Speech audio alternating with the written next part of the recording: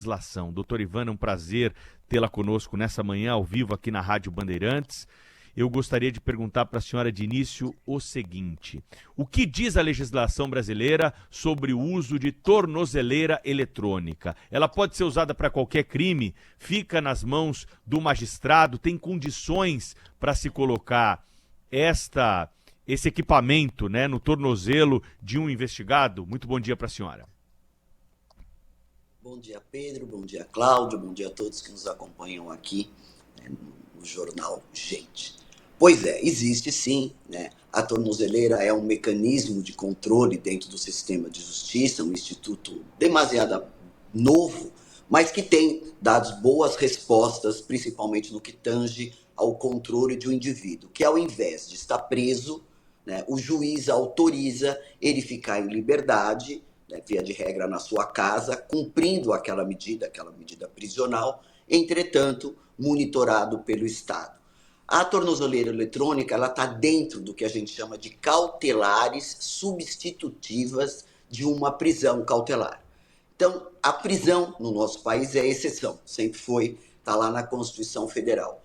E em algumas circunstâncias onde não tem violência física, grave ameaça, e aqui vai um ponto até que um dos tipos penais que está sendo discutido teria sido praticado com grave ameaça, você está impedido de, eventualmente, trocar essa prisão por uma medida cautelar. E entre essas medidas cautelar, fiança, não se aproximar de pessoas, ficar em casa na prisão domiciliar, não comparecer, por exemplo, ao serviço público, entregar arma, outras tantas, a tornozeleira é uma delas. Doutora Ivana, muito bom dia, bem-vinda aqui mais uma vez ao nosso programa. Eu gostaria de saber da senhora o seguinte, pode ser, como é que eu diria, optativo? Porque uma medida cautelar é uma imposição da autoridade, né, da justiça.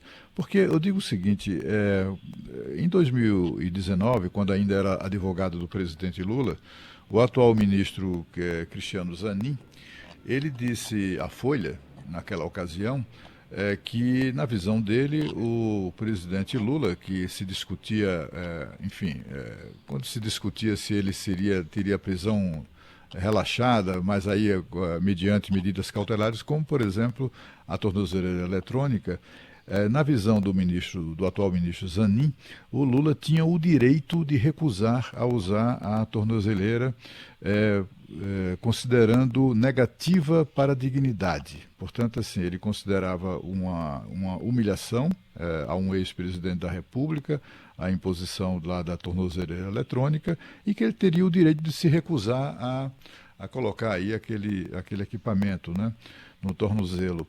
O preso pode fazer isso ou não? Ou, assim, é claro que não preciso nem lembrar que ontem, muito rapidamente, o atual ministro Zanin convocou uma reunião da primeira turma que ele preside do Supremo Tribunal Federal e avalizou para avalizar a decisão do ministro Alexandre de Moraes contra Jair Bolsonaro. Ele mudou completamente de atitude, né? O ex-advogado Cristiano Zanin. Como ele estava errado, assim, pode o sujeito dizer, não quero não vou usar não. Não, veja bem, Cláudio, são situações semelhantes. No caso do presidente Lula, ele estava preso e teria sido convertido ou proposta a mudança da prisão para, provavelmente, a prisão domiciliar com tornozeleira. Essa é uma situação que, eventualmente, o preso fala, não vou usar a tornozeleira, e essa tese de que a tornozeleira ela impõe, né, uma situação vexatória para quem usa é uma tese muito recorrente. Nós, dioturnamente, aqui no Tribunal de Justiça de São Paulo, julgamos isso em HC, quando você determina a tornozeleira e existe um habeas corpus contra aquela determinação, dizendo que aquilo é vexatório, que o indivíduo não consegue trabalhar, que aquilo é um estigma na pessoa quando sai na rua e usa a tornozeleira eletrônica. Essa tese existe e é debatida dioturnamente. Agora, no caso de ontem, né, digamos assim, a situação é diferente. Ele estava sem nada, ele não estava com prisão preventiva decretada. Ele já recebeu diretamente a tornozeleira. Aí a situação se inverte.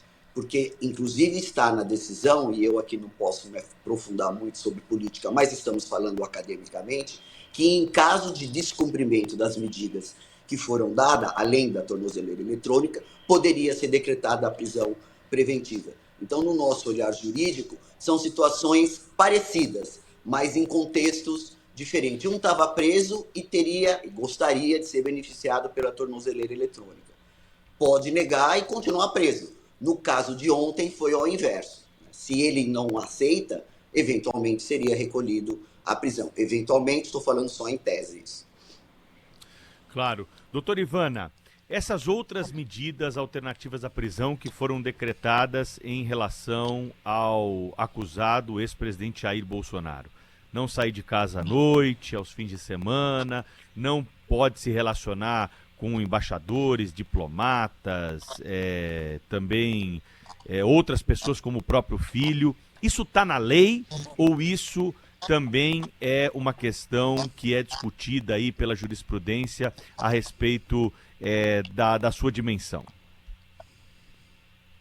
Por exemplo, a comunicação entre pessoas, no caso aí, salvo o melhor juízo, pelo que a gente tem lido, né, é que ambos estão envolvidos num outro inquérito que não é o inquérito onde o ex-presidente é o réu único. Existiria uma outra investigação e aí o ex-presidente Bolsonaro seria co-réu num inquérito onde o filho dele, que está fora do país, seria também réu. Então nós, via de regra, proibimos, né, a ligação entre dois investigados ou na mesma investigação ou na mesma ação penal. E como a gente não tem acesso ao processo, pode ter sido essa a determinação. Então é comum, por exemplo, em violência doméstica, o tempo inteiro a gente proíbe esse tipo de comunicação até para resguardar a pessoa da vítima. No caso aí, seria para resguardar, né, os limites da democracia e tudo isso que se discute no processo. Então não é raro um juiz determinar que duas pessoas não se comuniquem. Esse é um ponto comum. Mas o que a gente chama atenção, e essa discussão é uma discussão que existe dentro da doutrina e principalmente da jurisprudência, é se o juiz pode ou não sair daquelas medidas cautelares que existem, né, descritas uma a uma dentro do Código de Processo Penal. Para muitos doutrinadores entendem que aquilo é uma lista fechada taxativa. Então o juiz não pode, né, inventar uma outra medida substitutiva à prisão que não esteja no 319.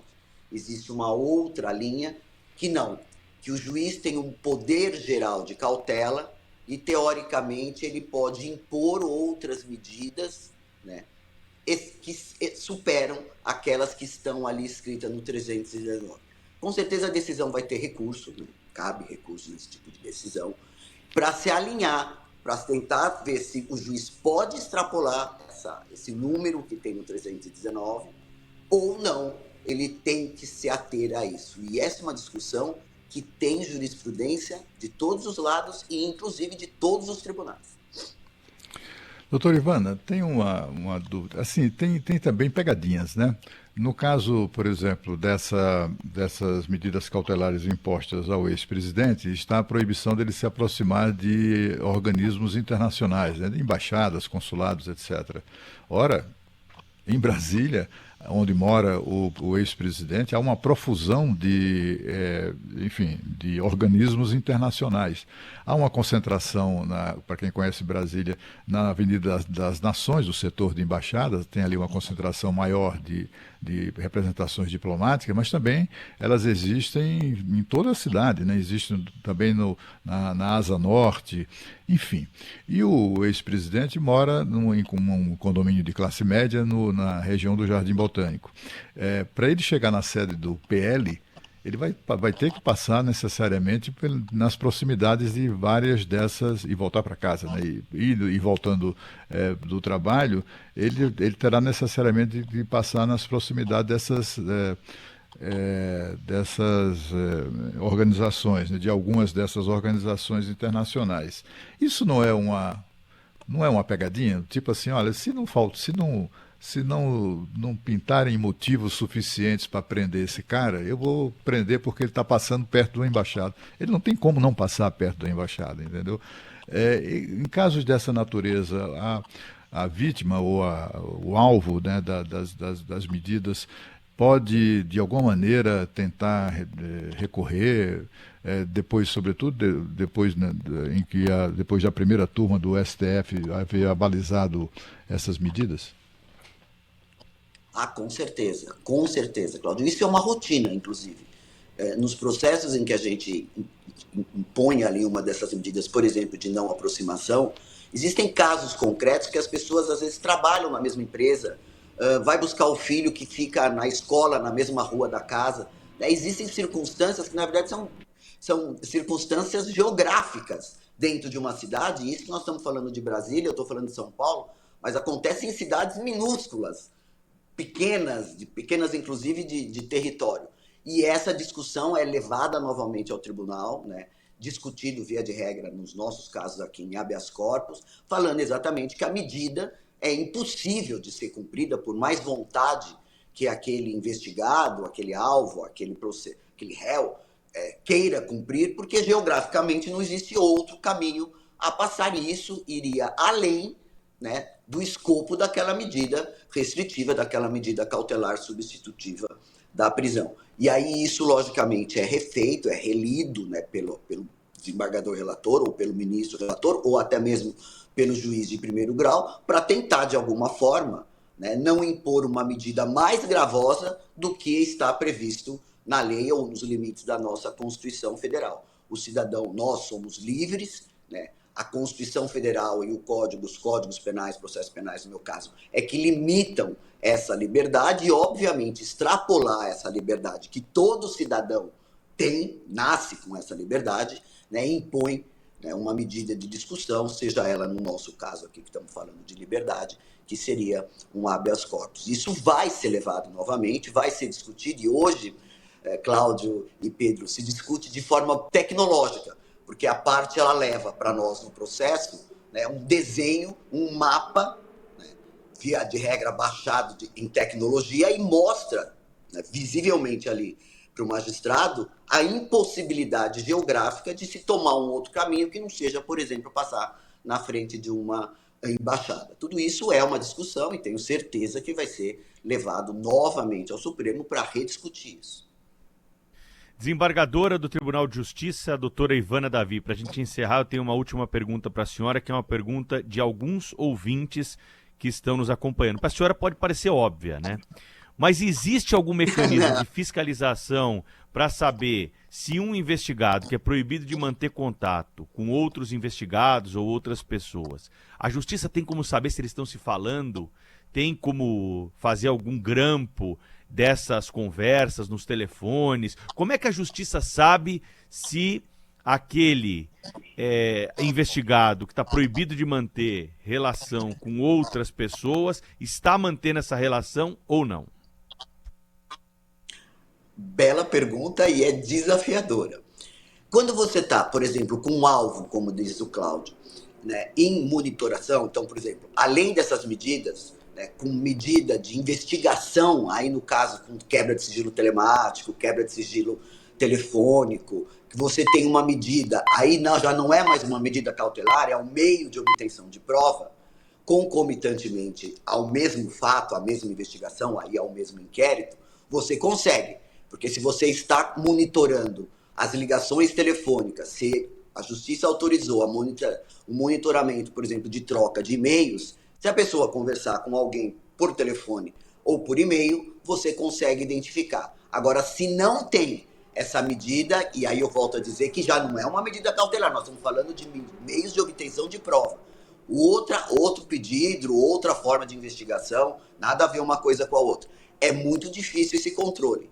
Claro que as polícias têm informações, elas começam a tentar colocar dado, pode ficar vigiando, mas não é, eu diria assim, uma situação muito fácil de se detectar, né, apenas impondo a medida e ficando afastado olhando. Isso é um grande desafio, porque nós, no sistema de justiça, sempre dizemos que tem que tomar cuidado com o que determina, exatamente para ter a certeza que vai ser cumprido. Mas isso é uma discussão muito acalorada e nós temos inúmeras medidas que são descumpridas e só descoberta anos depois.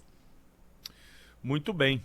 Doutora Ivana Davi conversou com a gente sobre alguns aspectos jurídicos dessa discussão que envolve o ex-presidente Bolsonaro, para botar um pouco de luz também, além dos aspectos políticos que tratamos na primeira parte do programa, também nas questões ligadas à nossa legislação. Muito obrigado por nos atender aí em pleno sábado. Bom fim de semana para a senhora. Até uma próxima oportunidade aqui na Rádio Bandeirantes.